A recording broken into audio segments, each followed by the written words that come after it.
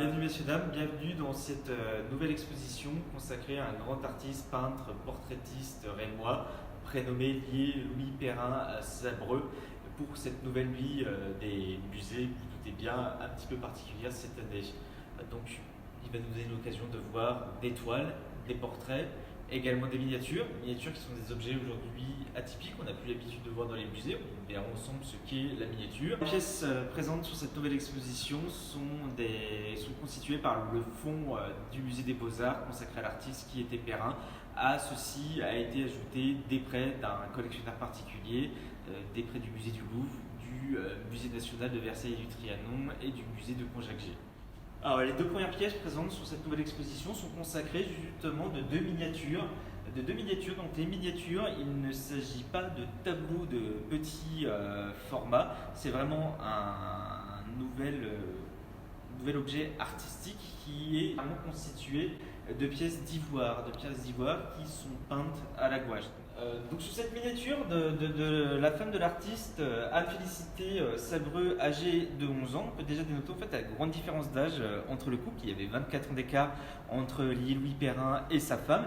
Et également, on peut commencer à s'intéresser à la technique du portrait. On peut voir que future Madame Sabreux est en train de jouer du piano. En fait, ce n'est pas anodin. Les objets que nous allons retrouver sur les portraits, sur les miniatures, vont montrer la condition sociale, la réussite sociale et justement cette leçon de piano et également le costume féminin de future Madame Sabreux. Nous voilà devant un joli autoportrait de l'artiste de 1780. Donc, j'imagine dans ces années 1780, Perrin a déjà fait ses entrées à la cour. Il est un peintre réputé et il s'exerçait déjà à la miniature. Donc il faut imaginer que c'est certainement par sa condition sociale modeste qui va tout naturellement porter Perrin vers le portrait et la miniature. Nous voilà devant un nouveau portrait réalisé par l'artiste. Donc on est toujours dans l'intime, dans les portraits de famille. C'est un portrait de la femme de Louis Perrin Sabreux, donc Anne-Félicité Perrin Sabreux. Et donc, Madame Sabreux était originaire de Paris, d'une famille tirant sa fortune de fabricants en perles.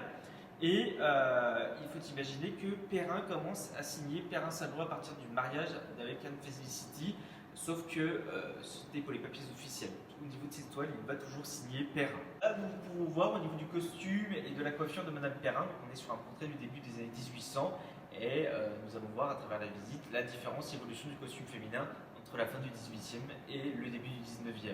On est vraiment sur des costumes d'époque impériale, avec des petites robes antiquisantes et des chevelures plus simples avec pelle. Nouveau portrait du deuxième fils de Louis Perrin, Sabreux. Alphonse-Henri Perrin est le seul élève de son père. Son père va l'initier à peinture, puis il va devenir l'élève de Guérin. Et lorsque Guérin va devenir le directeur de la Villa Médicis, il va le suivre à Rome et il va vraiment ne faire que de la peinture religieuse. On lui donne notamment la décoration de la chapelle de l'Eucharistie à Notre-Dame de Lorette, le musée des Beaux-Arts consacre plus d'une soixantaine de toiles d'Alphonse. Et on connaît la vie de Perrin, de notre artiste, Louis Perrin Sabreux, notamment par un hommage fait à son fils à l'Académie de Reims, après la mort de Perrin. Alors nous voilà deux nouveaux portraits familiaux, donc les portraits des parents de l'artiste Jacques-Louis Perrin et Marguerite Perrin à Devel. Donc il est intéressant de voir que nous sommes en présence d'œuvres de jeunesse de Perrin. Donc ce sont des portraits qu'il a réalisés à l'âge de 17 ans. Et donc ici, on peut voir un petit peu toute l'affection filiale de pour ses parents, qui était pas rare pour les artistes de s'exercer à l'art du portrait en peignant des proches. On peut également voir que les têtes sont un petit peu plus grosses que le buste, qui était assez traditionnel encore à l'époque. Donc Perrin, il est issu d'une famille originaire des Ardennes. Son père est né à Tunis-Frudy, juste à côté de Rethel, et il va devenir maître sergier, fabricant en étoffe de laine à Reims. Alors voilà, l'étude de draperie est très probablement une œuvre de jeunesse de Perrin, donc une œuvre qu'il a dû réaliser lorsqu'il prenait des cours de dessin à Reims auprès de son maître, Clermont, ou peut-être lors de son arrivée à Paris chez Le Meunier, Anicette Le Meunier. Donc il faut imaginer, on peut voir donc un petit peu le talent de l'artiste dans l'étude des plis, dans l'étude de la lumière. En fait, c'est un classique, c'est dans la formation artistique, l'étude de drapé, et tous les plus grands artistes se sont initiés au drapier. On peut peut passer justement du plus grand génie de la Renaissance italienne, Léonard de Vinci, à beaucoup plus local, à Léonard Fujita notamment, avec toutes ces études de drapé que nous avons dans les collections du Musée des Beaux-Arts. Alors, nous voilà maintenant désormais devant deux portraits de Catherine Rosalie Gérard Duthé, grande courtisane, dite la Duthé, qui a été peinte à plusieurs reprises par Perrin entre 1775 et 1778. Elle a eu des rôles de danseuse modeste dans le corps de ballet de l'Opéra de Paris. Alors Voltaire notamment disait que le mot opéra en italien signifie œuvre et affaire, et que danseuse de l'opéra signifiait dame d'affaires. Et lui, c'est dans le corps de ballet de l'opéra qu'on allait chercher les grandes courtisanes. Les contemporains la décrivaient sans talent et sans esprit, mais dotée d'une incroyable beauté. Elle a collectionné de nombreux amants. En 1866, à l'âge de 18 ans, elle va avoir l'honneur de déflorer le comte de Chartres, futur Philippe Égalité, et elle va connaître un succès immédiat. Entre 1775 et 1776, elle va également devenir la maîtresse du comte d'Artois, futur Charles X. On raconte que Louis XV recevait personnellement les rapports de police d'elle et de sa liste de courtisans. Un membre de la cour va écrire que connaît plusieurs portraits de Perrin de la Duthé, certains habillés et certains nus. Alors il raconte ce beau corps, mais si connu qu'il ne fait rien voir de nouveau à personne. Alors malgré les descriptions de ses contemporains, elle meurt en 1830 riche. Alors, il faut imaginer qu'à la fin du règne de Louis XIV, qui va être assez austère, suit le règne de Louis XV, et Louis XV, on va être dans un règne où le luxe va commencer à s'afficher, la joie, et donc il va y avoir un formidable essor des jeux de société, et ce qui va entraîner l'essor d'un nouveau mobilier, comme cette jolie table de tric-trac avec de très belles mercateries au pied fuselé qui est style fin 18e. Alors, nouvelle pièce de mobilier en style époque Louis XVI, le fauteuil cabriolet. Donc le fauteuil cabriolet, comment repérer assez facilement le mobilier Louis XIII. Nous avons les pieds cannelés, fuselés qui sont typiques du mobilier Louis XVI.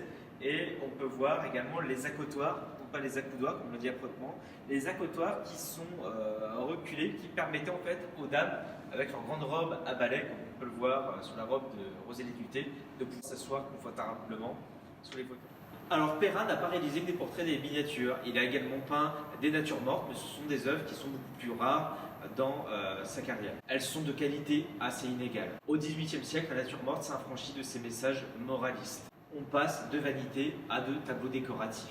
Un retour à la nature qui plaît à une bourgeoisie simple. On peut toutefois noter les qualités techniques des pastels comparés aux huiles sur toile. Alors nous voilà désormais devant un portrait de l'artiste Perrin en train de tenir dans sa main une miniature de son père, portrait qui a été réalisé par son ami académicien, peintre suédois Alexandre Slin, qui va exposer cette œuvre au salon de 1791. On peut y voir un gage d'amitié entre les deux artistes. Alexandre Slin était le protégé de François Boucher. Il va être introduit dans les plus grandes cours d'Europe. Il va également travailler pour l'impératrice Catherine II de Russie. Il va également faire rencontrer Perrin, le cercle des artistes suédois à Paris, notamment Hall, qui était peintre en miniature de la reine. Alors au XVIIIe siècle, l'art de la miniature était fort à la mode, on les portait de la tête aux pieds. Donc comme vous pouvez le voir, on les portait en bracelets, en bijoux, en bagues, on les trouvait dans les poches, sur les perruques, sur les boucles de chaussures. La miniature, en fait, est ici pour véhiculer l'idée de l'image assez proche à un parent, à un amant, à un enfant. Et donc la miniature va également être là pour laisser une image de soi, d'où le succès de la miniature. Imaginez, la Révolution française va encore accentuer ce succès de la miniature. Dans cette période d'instabilité, la période de la Révolution française est post-révolutionnaire, où chacun va vouloir laisser une image de soi, et une image de soi à partager auprès de ses proches. Donc là, sur les deux miniatures du fond, nous avons une jeune enfant et une jeune fille de Perrin, et on va retrouver le style de Perrin. Perrin qui va faire des miniatures avec des fonds de paysage. Alors pas tout le temps, mais des fois il fait avec des fonds de paysage. Et on a des petites touches de peinture qui sont limite pré-impressionnistes. Et donc il va faire également la reconnaissance des portraits de Perrin. Sur certains portraits, il va avoir une façon tout à fait caractéristique de peindre les yeux cernés, qui sont vraiment la marque de fabrique de Perrin. Alors là, ici, nous avons des feuillets, nous avons très probablement les livrets de compte de Perrin concernant les années 1797 à 1799. Donc il est intéressant de voir de ce que l'on a pu en étudier. Nous avons le nom de la personne représentée. Là, le chiffre correspondrait aux dimensions de la miniature. Et on peut voir également une évolution dans la typographie en passant par moment au calendrier révolutionnaire et aux formulations révolutionnaires avec le CN citoyen, CNE citoyenne. Alors Louis Lié-Perrin quitte Paris en 1799. Il quitte Paris en 1799 juste avant le coup d'État de Napoléon pour mettre sa famille à l'abri à Reims. Donc il ne va pas former d'élèves, ce qui fait qu'aujourd'hui l'artiste a été relativement oublié. Le seul élève qu'il va avoir va être son deuxième fils. Nous avons vu au préalable dans l'exposition. Alors nous avons ici une esquisse de paysage du moulin de Cormontreuil et au niveau du don de son petit-fils au musée des Beaux-Arts, Félix, il était à noter qu'il s'agissait d'une étude préparatoire de fond de paysage pour une miniature. Donc voilà ici une représentation, un nouveau portrait familial du fils aîné de Perrin, Hippolyte Perrin. Alors Hippolyte Perrin va devenir officier dans les armées impériales en 1814. Il va démissionner à la chute de Napoléon en 1815 pour reprendre sa carrière d'auteur. Alors malheureusement, il va mourir assez précocement dès 1828. Voilà, après la fin du règne austère de Louis XIV, arrive le règne de Louis XV qui peut se noter par la facilité du luxe, par une vie élégante ou facile où l'argent s'étale et où la femme est souveraine dans les arts. Ici, toujours en présence de portraits de commande, de portraits de cour. Donc, premier portrait qui est une pièce Musée des Beaux-Arts, qui est le portrait de Madame Sophie, dite la Petite Reine, est daté de 1776. Donc, pendant longtemps, le Musée des Beaux-Arts a cru qu'il s'agissait d'une représentation de Marie-Antoinette, d'où le nom de Petite Reine, mais il ne peut pas s'agir de Marie-Antoinette, hein, déjà avec la couleur des yeux. Elle a les yeux marrons, alors que Marie-Antoinette avait les yeux bleus.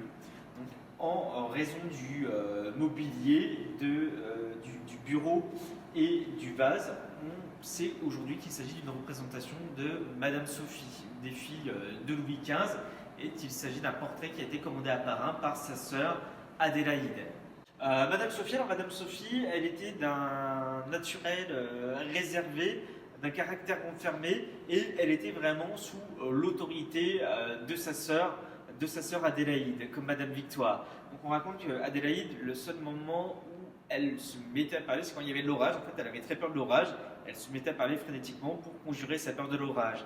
Alors, Madame Sophie était également, on le pense, assez proche de l'épouse du comte d'Artois, Marie-Thérèse de Savoie, parce qu'elle en a fait sa légatrice testamentaire au cas où ses sœurs seraient mortes avant. Nouveau portrait présumé de Marie-Thérèse de Savoie, comtesse d'Artois, à nouveau réalisé par Perrin dans les années 1776, et la date à laquelle Adélaïde va commencer à commander des portraits à Perrin et où il va voir ses entrées dans la famille royale. Marie-Thérèse de Savoie est très mal aimée de la cour. Alors, elle est mal aimée de la cour pour sa personnalité discrète et effacée. Donc, elle va être notamment plusieurs fois humiliée par son mari, le comte d'Artois, qui juste après les noces décide de la quitter pour rejoindre l'adulté que nous avons vu préalablement sous l'exposition à Paris. Alors, en 1782, Marie-Thérèse va avoir une grossesse suspecte qui va donner naissance à une fille. Le petit souci, c'est que le comte d'Artois n'avait pas vu sa femme depuis des mois. On va suspecter un garde du corps de Louis XVI qui va être envoyé aux colonies. Dès la prise de Versailles en 1789, Marie-Thérèse de Savoie et son mari quittent la France pour rejoindre la famille de Marie-Thérèse. Et à partir de 1795, en fait, le comte d'Artois quitte définitivement sa femme et très rapidement va rappeler tous ses enfants auprès de lui. Ce qui va faire que Marie-Thérèse de Savoie va finir sa vie seule et quasiment sans fortune. Donc il s'agit d'une personne de la cour la plus mal aimée avec Marie-Antoinette, mais pour des raisons diamétralement opposées. Marie-Thérèse a en quelque sorte brillé par son absence à la cour. Alors, nous voici devant une œuvre réalisée par Perrin en 1776 qui est aujourd'hui conservée et qui nous a été prêtée par le Musée national du Château de Versailles et du Trianon, un portrait de Madame Marie Adélaïde, quatrième fille de Louis XV et sa préférée. Louis XV l'a surnommée Madame Torchon dans ses jeunes années pour son goût pour les activités domestiques. Alors, elle est représentée dans sa bibliothèque avec un portrait de sa sœur, Madame Victoire. Elle était une femme lettrée, musicienne, bibliophile. Justement, sa bibliothèque était composée de plus de 10 000 ouvrages, avec des ouvrages religieux, de littérature, d'histoire, de voyage. La musique était également une véritable raison de vivre pour Adélaïde. Elle était surnommée Madame Adélaïde, puis en 1752, elle devient simplement Madame. Elle avait une personnalité autoritaire et caractérielle, était un véritable chef de famille pour ses frères et sœurs. Elle a notamment réussi à négocier auprès de son père de pouvoir passer toute son enfance à Versailles, contrairement à ses autres sœurs cadettes qui ont été envoyées en études à l'abbaye de Fondreau pour économiser les frais de cour. Les années 1760 sont des années de deuil. Adélaïde et Sophie vont enterrer leurs sœurs aînées, le dauphin, à leur mère, puis en 1774, elles vont veiller leur père, Louis XV. Donc Louise est la seule sœur qui échappe à l'autorité d'Adélaïde, puisqu'elle va devenir une carmélite. Le costume féminin, à l'époque de Louis XV, le costume de la noblesse, se composait de robes à corps à baleine, avec des corsets très serrés, des jupes tenues par des cerceaux ou des paniers, à un ou plusieurs jupons.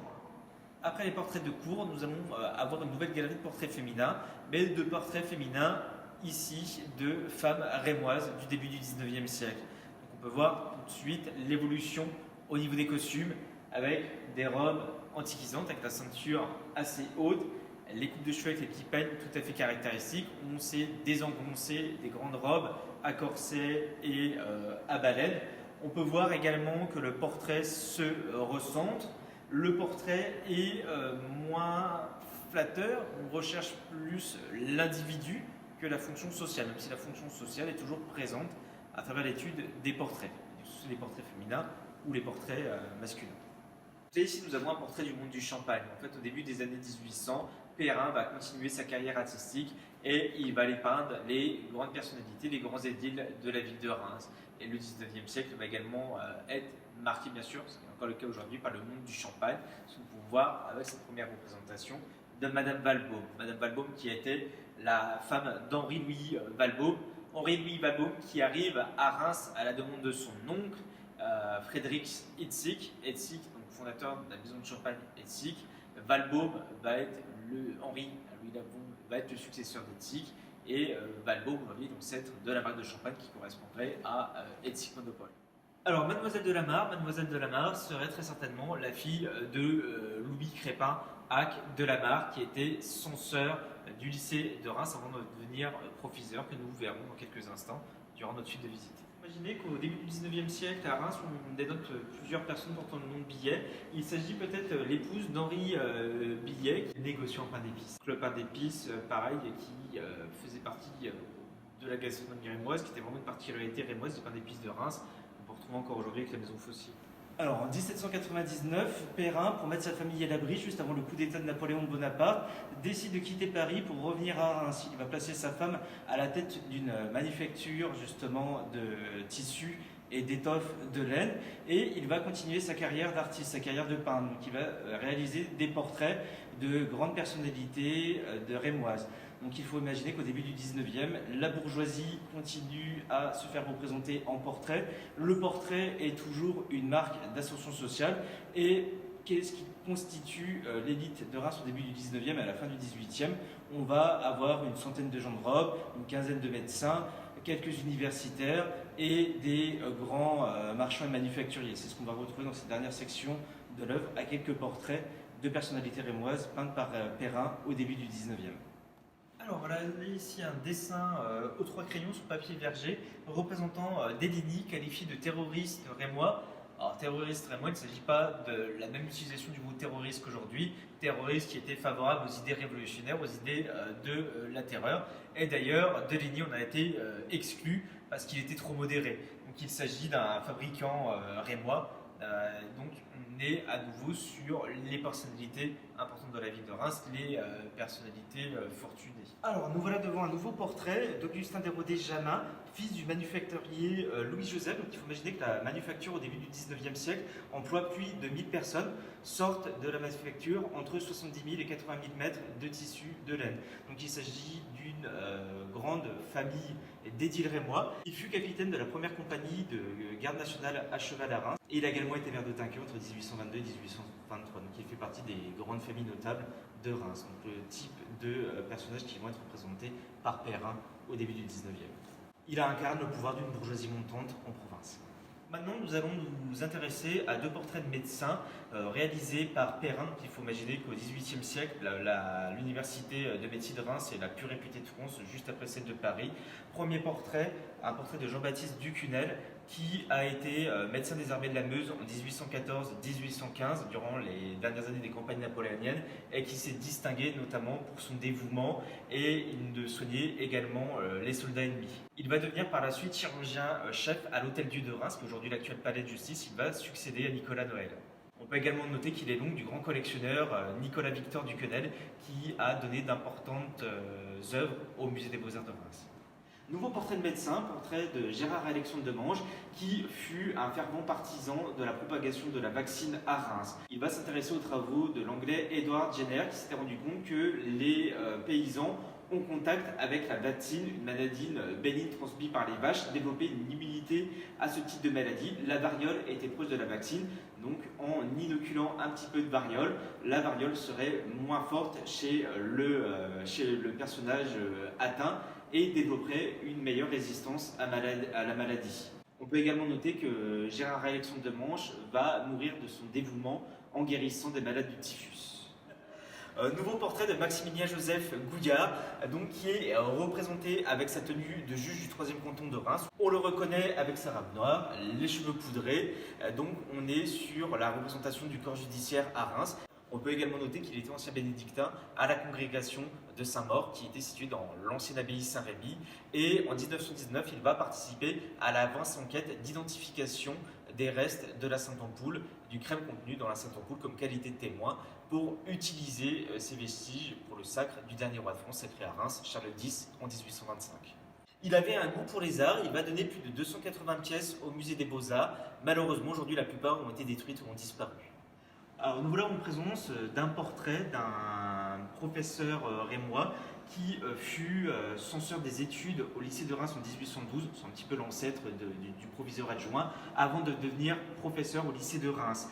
Donc on peut remarquer qu'il porte la représentation des palmes académiques, donc distinction honorifique créée en 1808 par Napoléon pour récompenser les grands universitaires. Donc même si le portrait se fait plus intimiste, le cadrage est plus resserré, on identifie vraiment l'individu qui est Louis Hac de Lama, on se fait toujours représenter avec les insignes de sous prestige, et donc pour le cas de Louis Hac avec les palmes académiques. Alors Louis Hac de Lama devient proviseur du lycée de Reims en 1811. Alors, nouveau portrait, alors il ne s'agit pas d'un Rémois pur souche, mais d'un Rémois d'adoption. On va le voir, le portrait du major Serge Volkonski, donc, qui a été major de la 8e armée du 4e corps d'armée du général Longeron et qui va devenir le 22 mars 1814 gouverneur de la place forte de Reims. Donc il va devoir s'occuper de gérer les perquisitions et de la population locale, qu'il n'y ait pas d'incivilité de la part des armées russes envers la population des locales rémois. Alors, très grand francophile, il va très vite se lier d'amitié avec la bonne société rémoise. Il va être introduit dans le corps de la loge maçonnique de la Triple Union. Et justement, lors de cette occasion, au mois de mai, on va commander à l'artiste Perrin, notre artiste qui était également franc-maçon de l'Alliance de la Triple Union, un portrait du prince. Alors on peut voir, Serge Volkonski porte à l'épaulette le chiffre 8, le chiffre de sa division. Il est également décoré de l'ordre de Sainte-Anne autour du cou, de l'ordre de Vladimir au côté et de la médaille de la campagne de Russie en 1812. D'ailleurs, c'est en 1812 qu'il s'engage dans les armées, dans l'armée moscovite, au moment de la grande campagne de Napoléon en Russie. Alors, il ne faut pas le confondre avec son oncle Serge Volkonski. Serge Volkonski qui a inspiré son petit-fils. Alors, son petit-fils, il est connu, c'est Léon Tolstoï. Léon Tolstoï va écrire son récit de guerre, Guerre et paix, et donc il va s'inspirer des écrits de son oncle pour réaliser la famille principale de l'histoire, la famille Bolkonski. Prenez le nom de Volkonski, on remplace le W par un B et ça fait Bolkonski. Le prince Volkonski va rester commandant militaire de la place forte de Reims jusqu'au 1er juillet. Une fois destitué de ses fonctions, il décide de rester à Reims, de se lancer un petit peu dans le négoce en vente de champagne. Il va être arrêté le 31 mai 1815 lors du retour de Napoléon. Puis il va retourner en Russie et se relier lié avec sa famille. Donc il faut imaginer qu'il avait contracté d'importantes dettes à Reims et lorsqu'il revient en Russie, il va être quasiment ruiné. Donc nous voilà en présence de nouveaux portraits de la famille Perrin. Émile Perrin, à sa mort, a gardé des œuvres de sa famille. Ce sont des œuvres qui ont été léguées au musée des Beaux-Arts par le petit-fils de Perrin, Félix Perrin. Et donc nous sommes en présence de monsieur Pierre Perrin l'Enfumé et de madame Marie-Nicole Perrin l'Enfumé. Alors pendant longtemps on a cru qu'il s'agissait des grands-parents de l'artiste, ce qui n'est pas le cas au vu du nom. Il s'agirait peut-être d'un oncle paternel et de sa femme. Donc, Monsieur Perrin est représenté âgé de 90 ans, 1804. Par contre, pour sa femme, elle a été représentée âgée d'une vingtaine d'années. Donc, très certainement un portrait qui a été réalisé à partir d'une miniature d'époque. On peut également noter que Madame Perrin tient dans sa main une représentation de son mari en miniature. La famille Perrin, nous avons débuté avec des portraits familiaux, nous terminons avec des portraits familiaux. Il faut rappeler que c'est le petit-fils de l'artiste Félix Perrin qui va faire une importante donation au musée des Beaux-Arts de Reims. Et justement, toute sa vie, l'artiste et sa famille ont gardé des portraits d'êtres chers, des portraits de proches, qui fait partie également de la fonction du rôle du portrait. Montrer sa réussite sociale et être des objets pour la piété familiale. Voilà, messieurs, dames, je vous remercie pour cette petite visite vidéo de l'exposition consacrée à l'artiste lié Louis Perrin Salbreux.